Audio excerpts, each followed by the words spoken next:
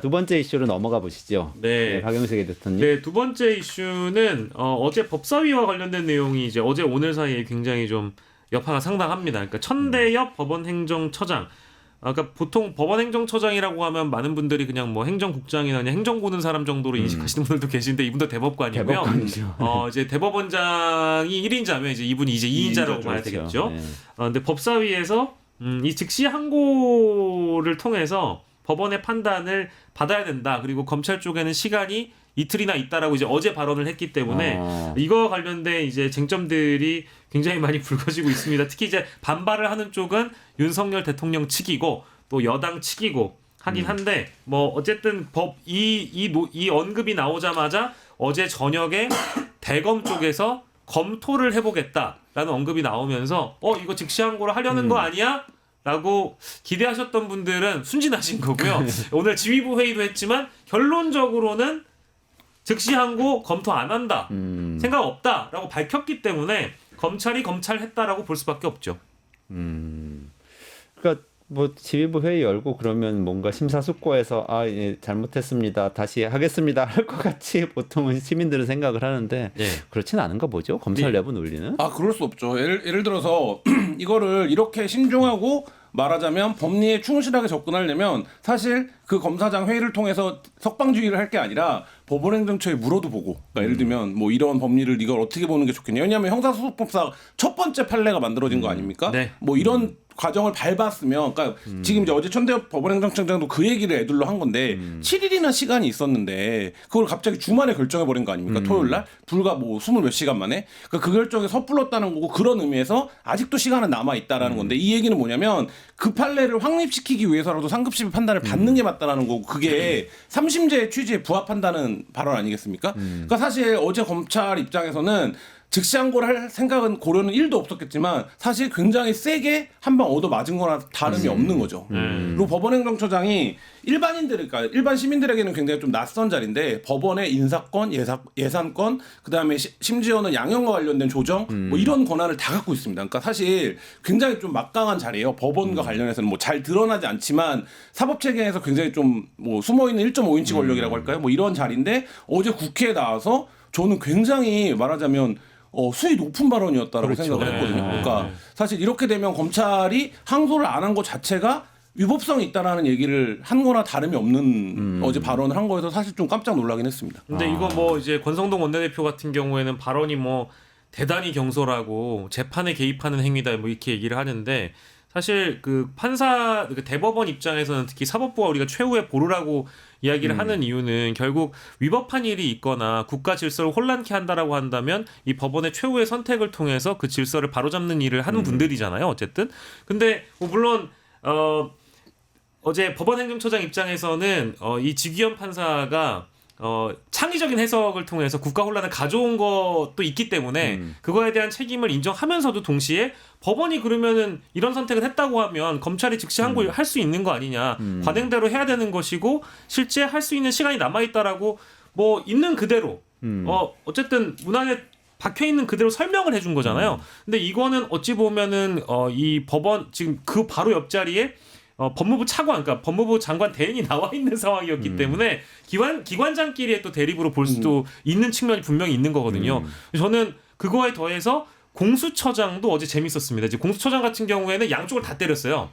법원에서 그러니까 지귀현 판사가 계산 잘못했다.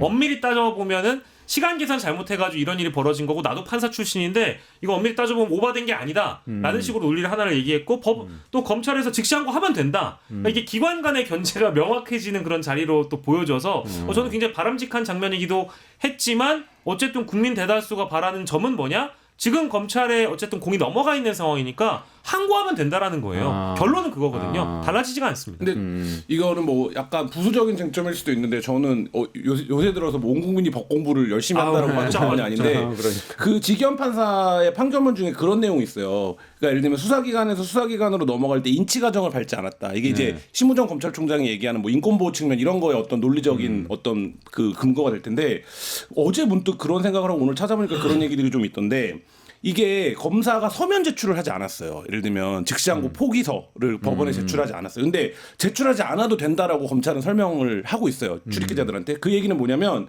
7일을 다 채우면 제출하지 않아도 되죠. 왜냐하면 그 자체가 한국 폭이니까. 그 자체가 한국 폭이니까. 근데 일정 내에 풀어주는 거잖아요. 그러면 포기 서면을 내야죠. 우리는 즉시항고를 하지 않겠다라는 포기 서면을 내야 되는데 그 포기 서면이 접수가 안 된 게 어제 확인이 됐거든요. 그러면 사실 지기현 판사의 논리대로 가면 이게 온 국민이 공수처가 열을 검찰이 열을 하는 거를 다 알고 언론이 이미 확정적으로 보도를 했는데 그 기간에서 기간으로 수사가 권한이 넘어갈 때도 인치 과정을 밟지 않은 게 피의자에 대한 인권 침해다. 그러니까 인치 과정 안 밟았다는 게 무슨 의미죠, 정확히? 그러니까 예를 들면 수사 기관에서 이제 피의자잖아요. 피의자를 넘겨줄 때 이 넘겨주는 절차가 있어야 된다는 거예요. 그러니까 그러면 이 자를 따로 말하자면 어디에 그 데려다 놓고 우리가 뭐 예를 들면 피의자 윤석열이 이러이러한 이건데 이 기간에 넘겨줍니다. 이런 이제 말하자면 과정을 밟았어야 된다는 거예요.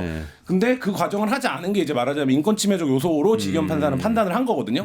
그게 없었기 때문에 위법하다라고 이제 구속된 상태에서 그냥 인계했다. 네, 그렇죠. 뭐 이렇게. 네. 의사와 상관없이 이제 그렇게 된 거니까. 네네. 근데 이제 그런 식으로 따지면 이 이제 윤석열이라고 5천만 분의 1이라는 지금 별명을 얻지 않았습니까? 이 윤석열을 둘러싸고는 벌어진 일들을 보면 이 형사소송법에 허점이 되게 많네 이런 생각이 드는데 그러니까 이 얘기를 길게 드린 이유는 뭐냐면 윤석열이 아니면 누가 이런 대접을 받을 수 있냐라는 게 국민들이 그렇죠. 묻고 있는 거예요. 맞습니다. 네. 그러니까 시간으로 따져야 된다라는 판례가 나온 다음에 검찰이 바로 즉시항고 포기하고 그 다음날 뭐를 내버렸습니까?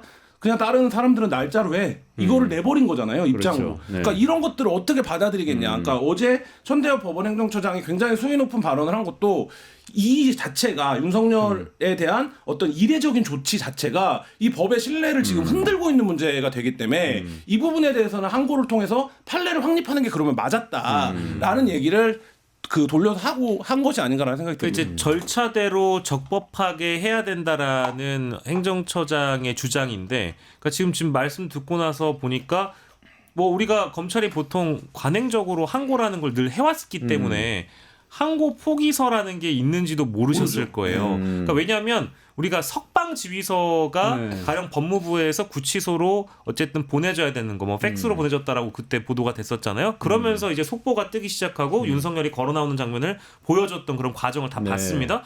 그러면 이게 어쨌든 공무원들은 문서로 남기는 게 본인들의 일이잖아요. 항상 자신들의 어떤 근거를 다 타당하게 하기 위해서 자료로서 입증을 나중에 해야 되니까 문서를 남긴단 말이에요. 근데 아까 김한희 기자님 말씀 주신 대로 석방지휘서는 구치소로 넘어가는 게 이제 절차상 당연한 거니까. 근데 항고 포기서도 하지 않았다면 이거는 절차상 위배되는 일을 검찰이 한 건데 이거는 잘못된 거죠. 그러니까 그게 그러니까 예를 들자면 가정을 해보면 어떤 문제가 발생할 수 있냐면 수사검사가 검찰 그런 판결을 누가 받아왔어요. 내 피의자가 그래 그러면 석방하지 뭐 이래서 석방을 했어요. 근데 보고를 했단 말이에요. 그래서 석방했다. 근데 위에서 무슨 소리 하는 거야? 그걸 왜 석방해? 항고해. 라고 해서 즉시항고를 해요. 근데 이미 석방주의는 내려진 거잖아요. 그러면 이게 충돌하잖아요. 그러네요. 네. 그러니까 이런 문제가 발생할 수 있거든요. 그게 이제 그래서 서면으로 그걸 제출하고 이런 과정들이 필요한데 대검은 이제 그거를 그 구두로 진행했다 이런 취지로 지금 설명을 하고 있습니다. 문제가 심각하네요. 확실히 한 사람을 위한 검찰 이런 말 들을 만한 것 같은데요. 그러니까 전체적으로 정리하자면 지금 법원 행정처장이 얘기를 했으니까 사실상 사법부는 우리의 공식적인 입장은 우리가 1심에서 이런 판결, 구속 취소 판결을 했지만 그것은 검찰이 항고할 것으로 예상하고 또 항고를 마땅히 해서 상급심의 판결을 받을 것으로 보고 한 것이다라는 메시지를 준 거잖아요. 근데 검찰은 그냥 모르쇠 안 해버린 거고 이런 상황인데 이게 앞으로 이게 어떻게 수습될지 모르겠네요. 지금 윤석열 씨 쪽 입장은 어때요? 입장은 그러니까 이제 검찰 권한을 천대엽 법원행정처장이 침해한 거라고 이제 오늘 2시에 입장을 냈습니다. 그러니까 이제 감사원장 탄핵권 이제 이런 거에 대한 의견도 내면서 동시에 이제 요 내용도 덧붙였는데요. 구속 취소 결정에 즉시 항고해서 상급심 판단을 받아봐야 된다라고 한 천대연 법원행정처장 발언을 사법부의 행정부 권한 침해라고 규정을 하고요. 대법원장이 엄중한 경고와 함께 징계도 검토해야 한다라고 얘기를 했는데 저는 사실 이거 덧붙일 말씀이 없을 정도로 사실 뭐 비평의 가치가 있는 얘기인가 잘 모르겠습니다 사실은. 그러니까 이게 이 답변 안에서도 충돌하는데, 그러니까 이제 뭐 검찰총장까지 지낸 분 아닙니까? 그러니까 이렇게 얘기를 해요. 구속 집행정지와 보석에 대해서 위헌 결정이 났기 때문에 구속 취소도 당연히 위헌이라는 거예요. 근데 이거는 검사나 피의자가 판단할 문제가 아닙니다. 그러니까 예를 들면 위헌일 수 있어요. 위헌일 수 있는데 그 위헌이라는 것도 법원이 판단을 해야 되는 건데 지금 문제는 그거를 그냥 심우정 검찰총장이 기자들과 만난 자리에서 아 이렇게 돼서 이것도 위헌 가능성이 있다. 근데 그러면 위헌 가능성을 검사가 스스로 판단해서 어떤 피의자는 아 이거는 잡아봐야 위헌 날 수도 있으니까 잡지 말아야겠다. 이렇게 생각하는 피의자가 누가 있냐는 거죠. 그러니까 이거는 그냥 5천만 분의 1이다. 이렇게 확률로 따지면 이런 일이 벌어지는 건 그를 위해서 그 한 명밖에 존재하지 않는다. 이렇게 이해하는 편이 사실 속이 편합니다. 그리고 사실 우리 그냥 일반 국민 입장에서 생각하면 내가 피의자가 됐는데 내 피의자가 사법부한테 그렇게 하면은 이거 지금 검찰 권한 침해하는 거예요라고 얘기할 수 있는 피의자가 있나요? 그리고 사실은 일반 국민들이 피의자가 되는 경우가 많이 없습니다. 많이 없죠. 그렇죠. 근데 이런 거를 일일이 다 공부를 하는 데다가 또 여기에 또 이제 올라타가지고 오늘 뭐 보도를 보니까 김영선 전 의원마저 구속 취소해달라고 청구한다고. 그래요? 난리 났네. 이 명태균에 이어서 김영선까지 그리고 일반 수감자들까지 지금 구속 취소 소송 넣겠다고 하니 이게 그래서 뭐 농담으로 법조인들은 그런 얘기도 하더라고요. 검사 출신 윤석열이 새로운 법률 시장을 열었다. 구속 취소 소송이 주로 이을 것이다. 말씀 나온 김에 토마토가 12.3 내란을 막아낸 시민영웅 1000명 찾기 프로젝트를 진행합니다. 내란을 막고 탄핵 소추를 이뤄낸 시민영웅 1000명을 찾아내 대한민국 민주주의의 역사로 기록하고 시상의 본보기로 삼음으로써 민주주의를 더 널리 확산하기 위한 프로젝트입니다. 이 과정에 직접 참여했거나 참여자를 추천해 주실 분들은 우측 제보하기 QR코드나 아래 메일로 추천 및 제보해 주세요. 많은 참여 바랍니다. 뉴스토마토와 함께해 주실 분들을 기다립니다.